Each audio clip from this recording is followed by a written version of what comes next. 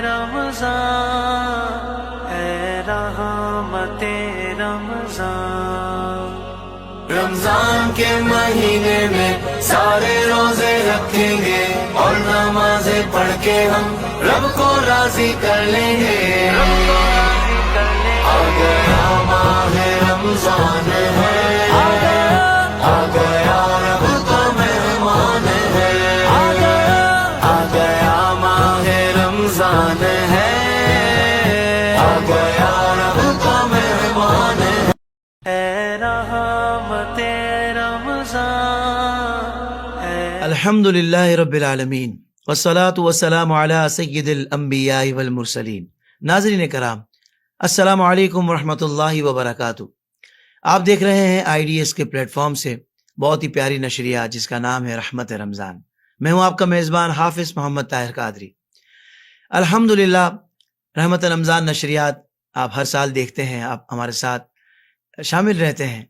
इस मरतबा हम एक बहुत मुनफरिद प्रोग्राम लाए हैं जिसका नाम है कुरान की दुनिया। और बहुत प्यारी खूबसूरत बात यह है कि कुरान के मौजू पर गुफ्तगू करने के लिए जिस जय्यद आलिम दीन ने हमें वक्त अता फरमाया है वो मुल्क हिंदुस्तान, मेरे ख्वाजा गरीब नवाज के हिंदुस्तान के एक ज़बरदस्त आलिम दीन है। बड़े ही मुस्तनद आलिम दीन है। जी हाँ, उलमा के घराने से है। आज भी जैसे कि आपने इनका पॉडकास्ट देखा होगा कि आज भी इनके ख़ानदान में कमोबेश 148 उलमा कराम मौजूद हैं। और अल्हम्दुलिल्लाह इस खूबसूरत खानवादे से आपका ताल्लुक़ है, यानी इल्मी घराना है। तो जाहिर बात है कि जिसने बचपन अपना एक इल्मी माहौल में गुजारा हो, दीनी माहौल में गुजारा हो, जिनकी तरबियत बड़े बड़े असातिज़ा कराम ने की हो, जिनको घर से भी ऐसी तरबियत मिली हो, फिर उनका अंदाज कैसा होना चाहिए कुरान पाक को बयान करने का। नाज़रीन कराम, चूँकि नाम प्रोग्राम का था कुरान की दुनिया, तो हमारी चाहत थी कि इतने बड़े आलिम दीन जिनको एक अरसा हो गया कुरान पाक का दर्स बयान करते हुए, तफसीर कुरान बयान करते हुए, तो फिर आलिम दीन भी ऐसे ही होने चाहिए। तो अल्हम्दुलिल्लाह हमारी खुश नसीबी कि हमारे दरमियान वो शख्सियत, हमने सिर्फ इनके साथ पॉडकास्ट किया तो लोगों ने कहा कि भाई सिर्फ क्या पॉडकास्ट ही करेंगे, इसके बाद दीगर प्रोग्राम्स नहीं होंगे हजरत के साथ। तो अवाम की तरफ से बहुत डिमांड की गई, बहुत ज़्यादा इस बारे में अवाम की चाहत का हमें अंदाज़ा हुआ कि अवाम चाहती है कि हजरत के साथ एक सीरीज़ होनी चाहिए। तो अल्हम्दुलिल्लाह हम एक ऐसी जगह पर जो ना कि पाकिस्तान है, जो ना हिंदुस्तान है, हमने ये इंतज़ाम किया कि हजरत के साथ प्रोग्राम की एक सीरीज़ की जाए। प्रोग्राम का नाम कुरान की दुनिया, और उसमें मुख्तलिफ उन्वानात पर बात की जाए मगर कुरान से। और ये अल्हम्दुलिल्लाह हम सब के प्यारे महबूब और मरगूब शख्सियत हज़रत अल्लामा मौलाना मुफ्ती सलमान अहमद अज़हरी साहब दामत बरकातुहुल आलिया ने हज़रत ने हमें वक्त अता फरमाया और ये खूबसूरत प्रोग्राम का गुलदस्ता लेकर हम हाजिर हो चुके हैं। तो सबसे पहले हज़रत की बारगाह में अस्सलामु अलैकुम रहमतुल्लाहि व बरकातुहू। वालेकुम अस्सलाम व रहमतुल्लाहि तआला व बरकातुहू। मुफ्ती साहब, आपके साथ जब पॉडकास्ट किया था तो यकीनन आपको भी अंदाज़ा हुआ होगा कि लोग पाकिस्तान से भी बल्कि पूरी दुनिया से अल्हम्दुलिल्लाह और पूरे हिंदुस्तान से लोग आपसे बड़ी मोहब्बत करते हैं। तो इसके बाद आपको भी आपके ख़ास दोस्तों ने, ख़ास लोगों ने कहा होगा कि भाई मज़ीद प्रोग्राम्स भी होने चाहिए IDS के साथ। क्या जज्बात हैं आपके? बिल्कुल, आपने जो पॉडकास्ट किया था वो हमारे मिजाज का तो नहीं है। चूंकि शुरू में ही उसमें मैंने अर्ज भी किया था कि लोगों के इंटरेस्ट के लिए सवालात हैं तो हम बता दे रहे हैं, वरना मेरी ज़ात ऐसी नहीं है कि जिसको पहचाना जाए, जिसको जाना जाए। हाँ, हमारा जो मकसद है, हमारा जो मैदान है वो इल्म दीन की इशाअत है, रसूल पाक सल्लल्लाहु तआला अलैहि वसल्लम की मोहब्बत और उनके इश्क की खुशबू फैलानी है। सुभान अल्लाह। और इस सिलसिले में मैं मुसलसल दिनों रात सफ़र भी करता हूँ, अपने इलाके में जहाँ मुमकिन होता है पहुँचता हूँ और लोगों तक अपने ये पैगामात पहुँचाता हूँ। आपने भी फरमाया, हुक्म फरमाया कि इस मैदान के ज़रिए से, आपके प्लेटफॉर्म से लाखों लोग अगर सुनते हैं और कुरान के पैगामात सुनते हैं तो ये बेहतरीन ज़रिया है, बेहतरीन रास्ता है दूसरों तक पहुँचाने का।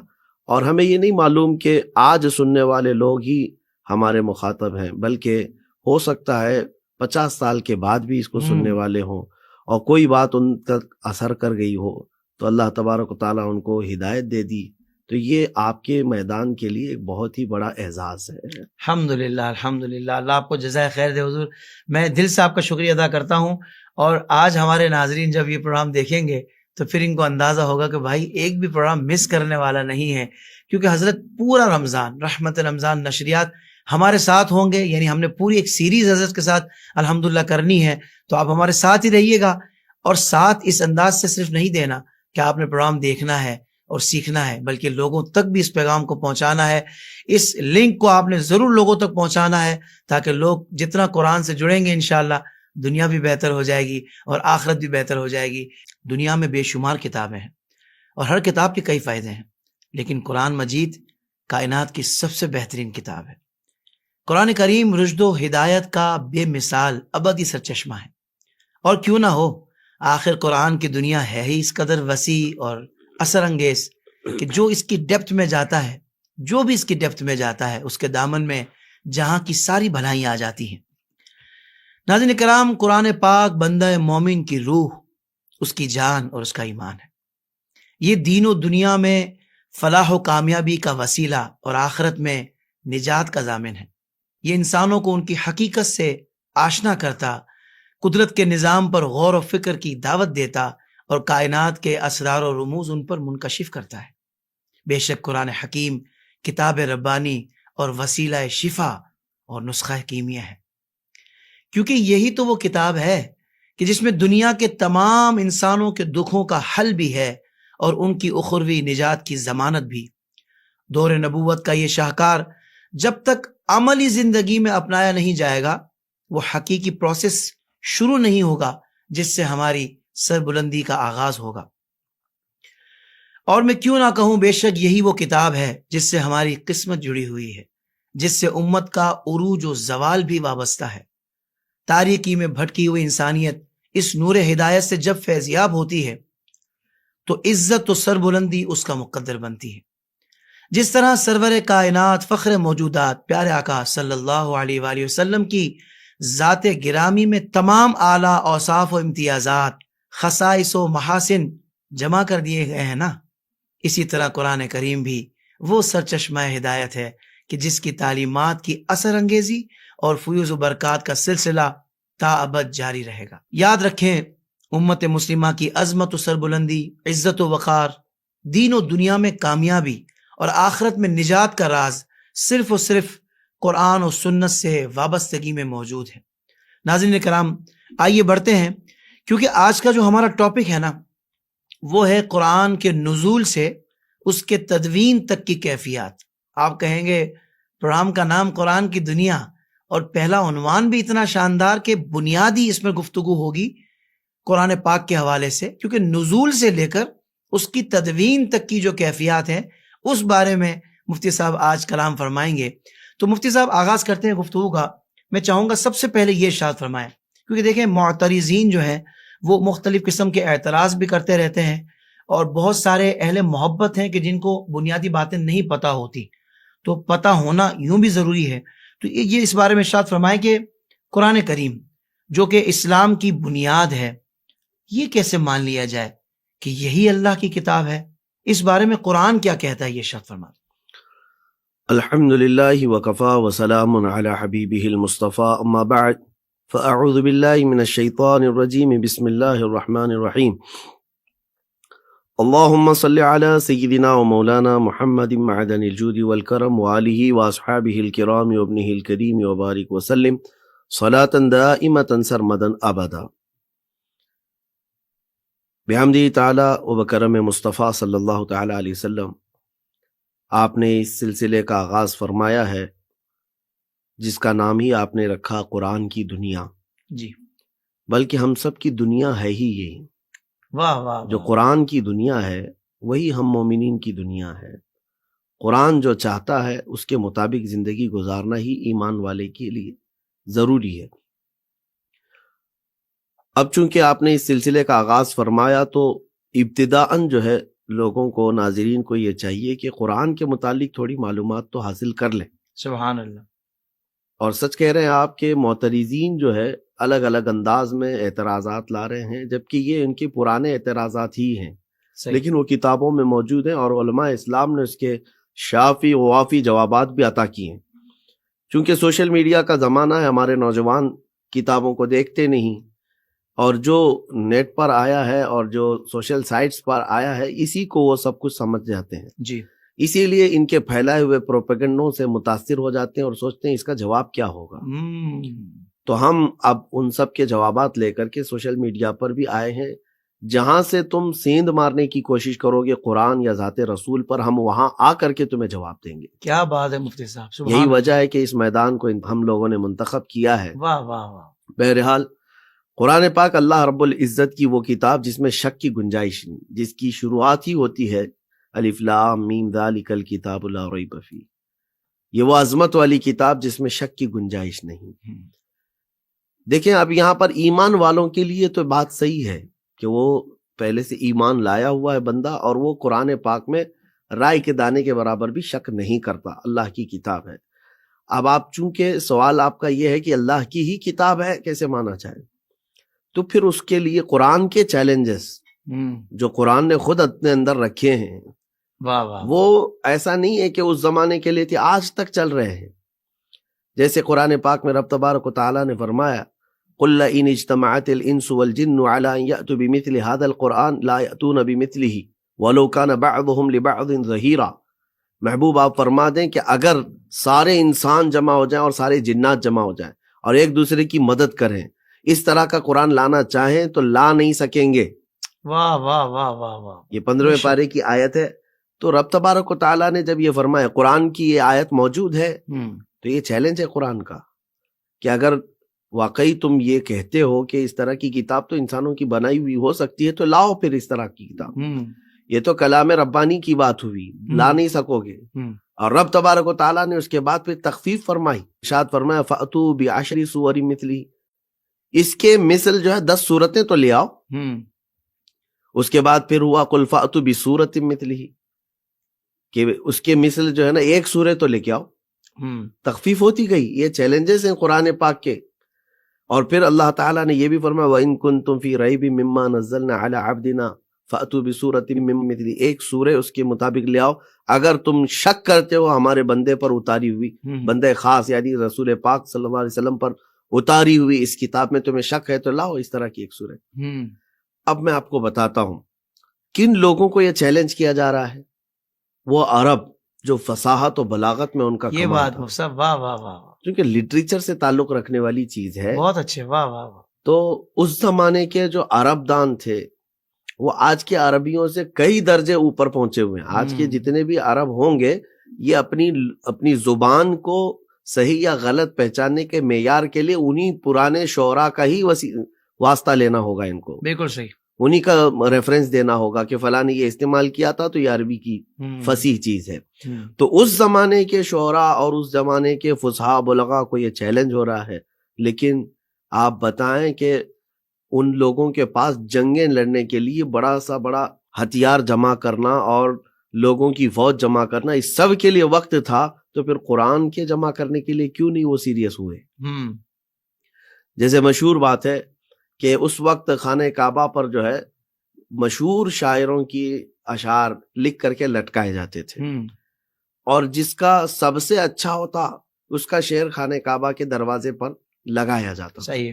اور جب اس سے بھی اچھا آ جائے تب پھر جو ہے نا وہ پہلے والے کو نکال دیا جاتا، اب اس کو لٹکایا جاتا تھا. اچھا. تو یہ اعزاز تھا ان شاعروں کا کہ ہمارا لکھا ہوا کلام جو ہے خانہ کعبہ پر لٹکا ہوا ہے. تو پھر یہ شعراء جاہلی جب لگاتے تھے تو ایک مرتبہ ایسا ہوا رسول پاک صلی اللہ تعالی علیہ وسلم نے سورہ کوثر کی 3 آیتیں انا اعطیناک الکوثر فصل لربک وانحر ان شانئک هو الابتر یہ لکھوائی اور پھر اس کو خانہ کعبہ کے پاس لٹکایا. اب ظاہر سی بات ہے اس سے بہتر کلام ہوگا تو اس کو ہٹایا جائے گا اور دوسرا شعر لایا جائے گا. اب جب خانہ کعبہ پر یہ کلام لگایا گیا تو سب ارد گرد جمع ہوئے اور کلام کی معنویت وہ عرب سمجھ سکتے ہیں. کیا بات ہے، واہ واہ. آج کے زمانے میں اس کو ایکسپلین کرنا بھی ہمارے لیے مشکل ہے، کیونکہ عربی زبان کی وسعت وہ عرب کا فصیح آدمی سمجھ سکتا ہے، کتنی گہرائی ہے، کتنی گیرائی ہے اس کے اندر. واہ واہ واہ.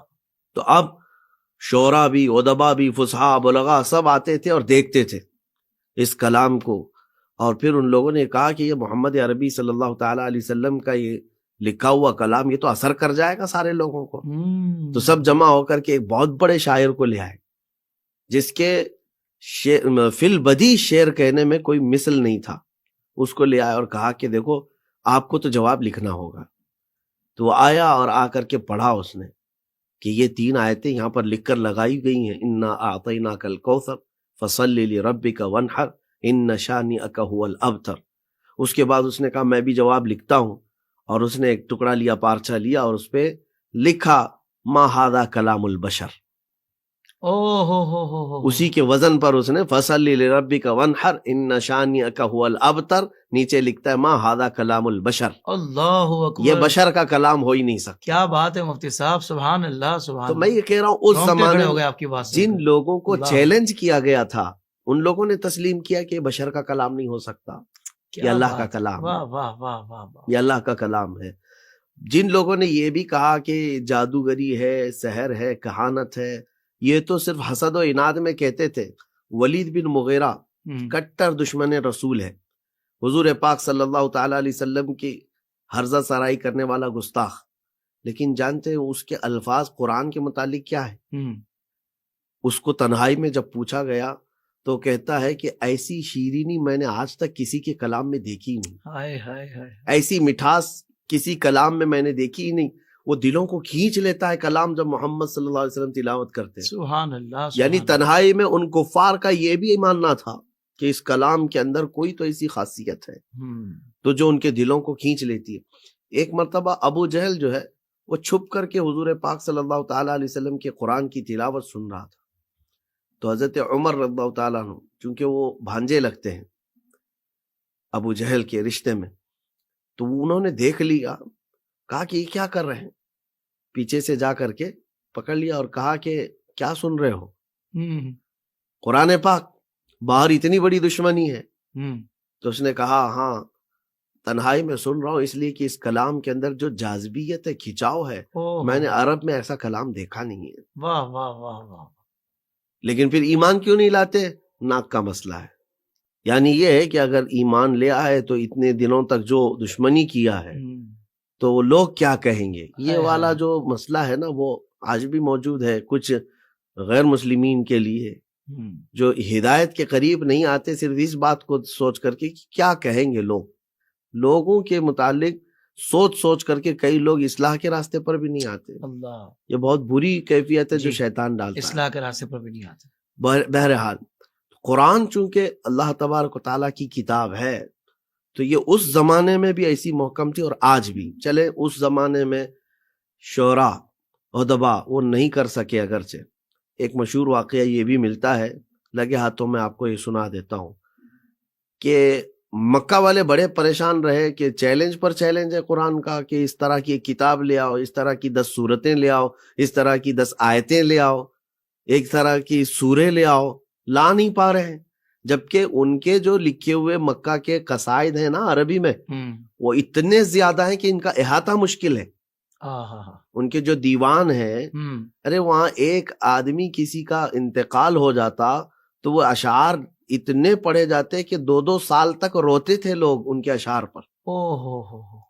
یہ وہاں پر مرثیہ خوانی کا جو سلسلہ تھا، کسی کی ہجو، کسی کی تعریف، اس میں بہت کمال کو پہنچے ہوئے لوگ، لیکن 10 سورتیں یا ایک سورت یا 10 آیتیں بھی نہیں لا پا رہے.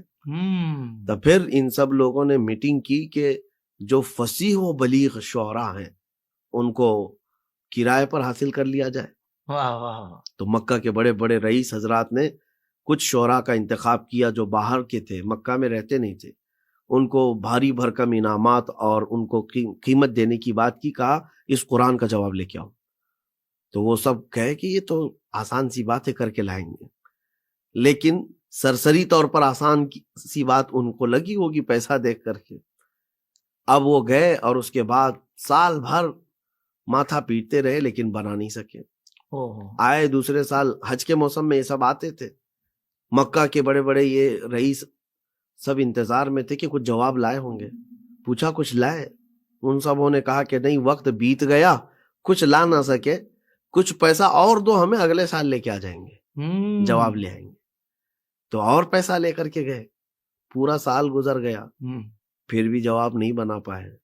لیکن کچھ ایسے الفاظ ڈھونڈ کر کے لائے جن کو عرب کے درمیان انہوں نے یہ سمجھا کہ یہ فصیح جملے نہیں ہیں، فصاحت سے گھرے ہوئے ہیں، لٹریچر کی لغت نہیں ہے، یہ صحیح، اصطلاحات نہیں ہیں. 4 جملے وہ ڈھونڈ کر کے لائے قرآن پاک سے، 4 کلمے، جملے بھی نہیں. تو انہوں نے کہا کہ یہی بہت ہے، اب اتنا ہی بتا دیا جائے کہ قرآن فصیح نہیں ہے تو عرب اس کو قبول بھی نہیں کریں گے. جو فصاحت سے گرا ہوا کلام ہے وہ اس کو ایکسیپٹ نہیں کیا جائے گا، کیونکہ دعویٰ تو یہ ہے کہ قرآن کے برابر کی فصاحت کسی کے پاس نہیں ہوگی. تو اب یہ شعراء اگلے سال آئے، یہ سارے مالدار ان کے انتظار میں تھے. پوچھا کچھ لائے؟ تو انہوں نے کہا جواب تو نہیں لا سکے، لیکن 4 غلطیاں لے کے آئے ہیں جو فصاحت سے گری ہوئی ہیں. یہ لٹریچر سے تعلق نہیں رکھتے یہ کلمے، اور یہ قرآن میں آئے ہوئے ہیں. تو اب توجہ چاہتا ہوں میں. پوچھا ان لوگوں نے چلو ٹھیک ہے اتنا تو کر کے لائے ہو، وہ بتاؤ تو صحیح کیا ہے. تو ان شعراء نے کہا ایک لفظ ہے حضوا. یہ الفاظ بھی یاد رکھنا چاہیے ناظرین کو، کیونکہ یہ واقعہ بھی جو ہے نا بڑا انٹرسٹنگ ہے. حضوا یہ مذاق کو کہتے ہیں عربی میں، لیکن حضوا کا استعمال عرب لوگ نہیں کرتے، استہزاء کہتے ہیں. صحیح، استہزاء ہوتا ہے. حضوا کیا چیز ہے؟ تو انہوں نے کہا یہ تو ایک نیا لفظ دکھتا ہے، عرب اس کا استعمال نہیں کرتے، عربوں میں استعمال نہیں ہے، تو یہ فصاحت سے گری ہوئی چیز ہے. اس کے بعد پھر جو ہے دوسرا لفظ انہوں نے کہا کہ اس میں آیا ہے کبار. کبار جو ہے نا یہ بڑی عمر والے کو کہتے ہیں، اور اصل میں استعمال ہے کبیر. عربی کی لغت میں، عربی کی زبان میں کبیر استعمال ہے. یہ قرآن میں جو ہے نا کبار آیا ہے، تو یہ وَمَكَرُوا مَكْرًا كُبَّارًا قرآن پاک میں یہ بھی ہے. تو انہوں نے کہا یہ فصاحت سے گرا ہوا ہے. 2 کلمے ہو گئے، حضوا، کبار. اچھا، اور آگے چل کر کے وہ کہتے ہیں اور 2 کلمے آئے ہیں لَشَيْءٌ عُجَاب.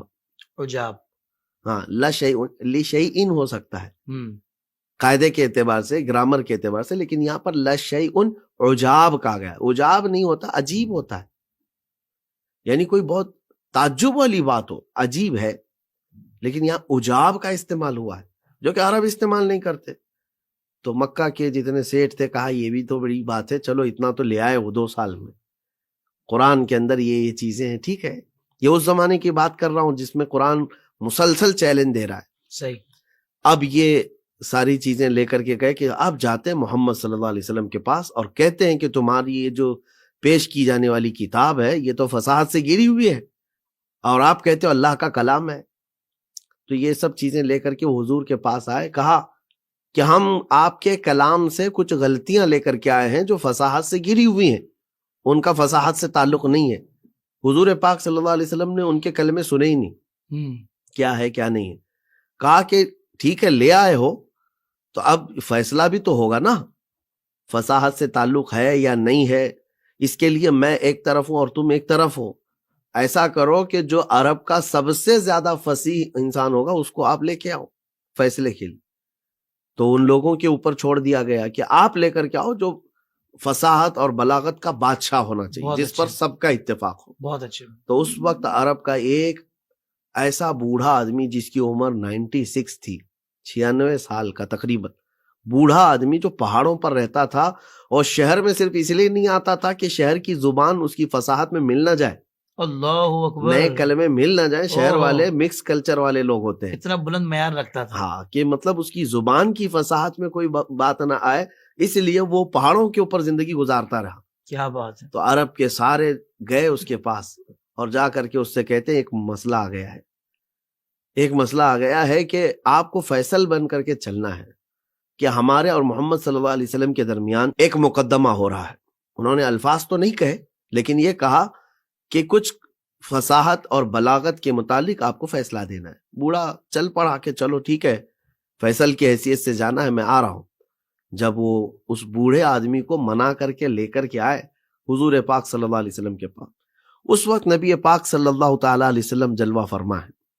لوگوں نے کہا کہ صاحب آئے ہیں اور فیصل کی حیثیت سے آئے ہیں. حضور نے دیکھا تو آپ بیٹھے رہے. بوڑھے کی عمر 96 اور 96 سال کا، اس کے لیے کوئی آپ نے وہ نہیں دکھایا. وہ آ کر کے دیکھا حضور صلی اللہ علیہ وسلم بیٹھے ہوئے ہیں تو وہ بھی آ کر کے بغل میں بیٹھ گیا. جیسے ہی وہ بیٹھا حضور کھڑے ہو گئے. حضور پاک صلی اللہ علیہ وسلم کھڑے ہو گئے تو پھر وہ بھی گھبرا کر پھر وہ بھی کھڑا ہو گیا. حضور پھر بیٹھ گئے, پھر وہ بھی بیٹھ گیا. ایک 96 سال کے بوڑھے کو اٹھک بیٹھک کرانا آسان بات تو ہے نہیں. اور پھر بیٹھ گیا تو حضور نے فرمایا یہاں نہیں, ادھر آئی جائیں. تو اس کو سامنے بلایا. پھر اس کے بعد وہ سامنے بیٹھ ہی رہا تھا کہ حضور نے فرمایا نہیں, ادھر ہی صحیح ہے, ادھر بیٹھ جائیں. یہ جو 2-3 مرتبہ ہوا سٹیا گیا دماغ کے اوپر. ظاہر سی بات ہے بوڑھوں کو جلدی غصہ بھی آتا ہے. غصے میں آیا بوڑھا اور بول پڑا محمد صلی اللہ علیہ وسلم پر. حضور کو مخاطب کر کے کہنے لگا یا محمد اتتخذونی حضوا وانی شیخ کبار وان ھذا منکم لشیء عجاب. اللہ اکبر. یہ جملے تھے اس کے. کہا کہ اے محمد تم میرا مذاق اڑا رہے ہو, میں شیخ کبار ہوں اور یہ چیز آپ سے بہت عجیب ہے. وہ 4 کلمے جو شعرا ڈھونڈ کر کے لائے تھے غلطیاں ہیں, یہ بوڑھا وہ کلمے خود اپنے زبان میں استعمال کر رہا ہے جو ان کی نظر میں سب سے زیادہ فصیح تھا. سب سے بڑا فصیح تھا. اللہ اکبر. تو اب اندازہ کریں آپ اللہ کہ فیصلہ یہاں حضور پاک صلی اللہ تعالی علیہ وسلم دیکھتے رہے. ایک بار ان کو دیکھیں, ایک بار اس بوڑھے کو. کہا کہ حضور نے فرمایا کہ تم تو فیصل بنا کے لائے تھے, یہ تمہارا سب سے زیادہ فصیح انسان وہ کلمے استعمال کر رہا ہے. ہائے ہائے ہائے ہائے, اللہ اکبر. تو قرآن پاک کی جو اعجازات ہے ہر زمانے, ایک بار تو یہ شعرا ہیں ایک سورہ بنا کر کے بھی لائے تھے, القاریۃ ملقاریہ وما ادراک ملقاریہ. اس کے وزن پر وہ بنا کر لائے تھے الفیل ملفیل وما ادراک ملفیل خرطومہ طویل. اللہ. یعنی ہاتھی تم کیا جانو ہاتھی کیسی ہوتی ہے, اس کی سونڈ لمبی اور پونچھ چھوٹی. یہ بنا کر لائے, یہ بنا کر لائے تو لائے, لیکن اس پر خود ہی ہنس بھی پڑے کہ یہ کیا بنا ہے ہم سے. اللہ اکبر. تو قرآن پاک کے جو چیلنجز ہیں وہ برقرار آج بھی ہیں. چلیں یہ اس زمانے کی باتیں ہوئی. قرآن کو جو اللہ کی کتاب نہیں مانتے یا نہیں سمجھتے تو پھر آج ان کے پاس کس چیز کی کمی ہے؟ ہائی قسم کی ٹیکنالوجی ہے اور ہر چیز تمہارے پاس موجود ہے, تو تم کیوں نہیں بنا لیتے؟ اچھا ابھی کی بات میں بتاؤں, ابھی ایک آرٹیفیشیل انٹیلیجنس جو یہ سائٹ آئی ہوئی ہے چیٹ جی بی ٹی, جی اس پر بھی یہ چیز پوچھی گئی تھی کہ قرآن پاک, کیونکہ وہ ہر چیز دے دیتا ہے نا بنا کر کے, تو آج آپ اس پر بھی لکھ کر کے دیکھیں کہ چیٹ جی بی ٹی کیا جواب دیتا ہے. وہ یہی کہتا ہے کہ مطلب اس کی مثل جو ہے ہم کتاب نہیں بنا سکتے. واہ واہ واہ واہ واہ, یہ اس زمانے کی بات میں کہہ رہا ہوں. کیا بات ہے مفتی صاحب, جدید ریسرچ بھی بتا دیا آپ نے. بالکل, اور میں کہتا ہوں اس کے بعد آنے والوں کے لیے بھی چیلنج ہے, قیامت تک کے لیے چیلنج ہے. اس کے مثل کتاب نہیں لا سکو گے, ایک آیت نہیں لا سکتے, نہیں لا سکیں گے. اللہ. اور بعض ملحد اس بات کو کیا سمجھتے ہیں جو ایتھیسٹ ہیں, کون سی کمال کی بات ہے, کون سی بڑی بات ہے, ایسی کتابیں تو کچھ جگہ بنی ہوئی ہیں, بنی ہیں تو ان کا وجود کہاں ہے؟ ہاں, اگر تم نے بنایا بھی ہے تو ان کا وجود کہاں ہے؟ وہ ان میں موجود جو مشمولات ہیں, مضامین ہیں, پھر اس پر بھی دیکھیں گے, تفتیش کریں گے. اور قرآن جو ہے نا 1400 سال سے سورج کی طرح چمک رہا ہے. بھونکنے والے بھونکتے بھی رہے اور اعتراضات کرنے والے کرتے بھی رہے, قرآن کی چمک میں کچھ فرق نہیں آیا. سبحان اللہ سبحان اللہ. اور دوسری اس کی سب سے بڑی بات یہ ہے کہ یہ محفوظ کتاب ہے, ایسی محفوظ کتاب کہ اس کی کوئی آیت آج تک بدل نہیں سکا. اب یہاں سورتیں تو بہت دور کی بات ہے, آیتیں کوئی نہیں بدل سکا. جو قرآن پاک جس طرح سے حضور پاک صلی اللہ علیہ وسلم پر اترا تھا اسی انداز سے آج تک یہ قرآن موجود ہے. اللہ سبحان اللہ. اچھا, آخر میں آپ کے اس سوال کے جواب کے آخر میں یہ عرض کروں گا, ہمارے نوجوانوں کے لیے سب سے بڑی چیز جو فخر کرنے کی ہے, دیکھیں کچھ معجزات حضور پاک صلی اللہ علیہ وسلم کے ہیں, جیسے آپ کے لیے اور میرے لیے اور ایمان والوں کے لیے بالکل یقینی ہے. حضور نے چاند کے ٹکڑے کیے, حضور نے سورج کو پلٹایا, نبی پاک صلی اللہ علیہ وسلم کے انگلیوں کے درمیان سے پانی کے چشمے جاری ہوئے. یہ ساری باتیں ہیں. ہو سکتا ہے ایک اجنبی جو ہے اس کو کہے تمہاری کہانیاں ہیں یہ, وہ کہے ہم یقین کرتے ہیں, لیکن سامنے والے کے منہ پر مارنے کے لیے سب سے بڑا چیلنج قرآن پاک ہے. یہ تو موجود ہے ابھی آج بھی.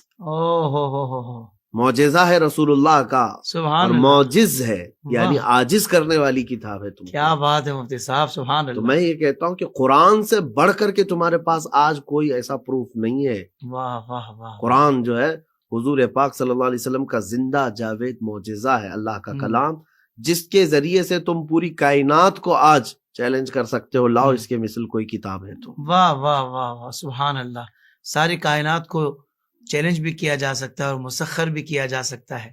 بس آج جو زوال جہاں جہاں مسلمانوں کا نظر آ رہا ہے، وجہ یہی ہے کہ قرآن سے دوری ہے.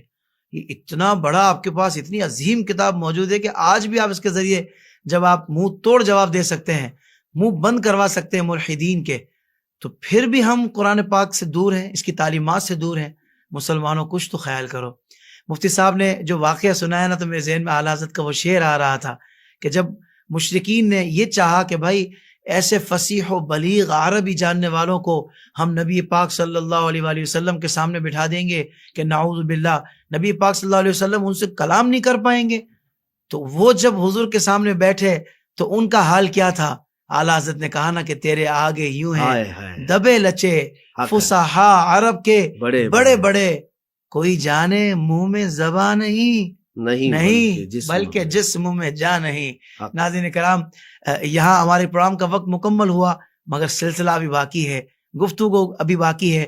تو کل انشاءاللہ اسی موضوع کو ہم کنٹینیو کریں گے اور اسی پر بات کریں گے. اے رحمت رمضان، اے رحمت رمضان، رمضان کے مہینے میں سارے روزے رکھیں گے اور نمازیں پڑھ کے ہم رب کو راضی کر لیں گے. آ گیا ماہ رمضان ہے، آ گیا رب کا مہمان ہے، آ گیا ماہ رمضان ہے،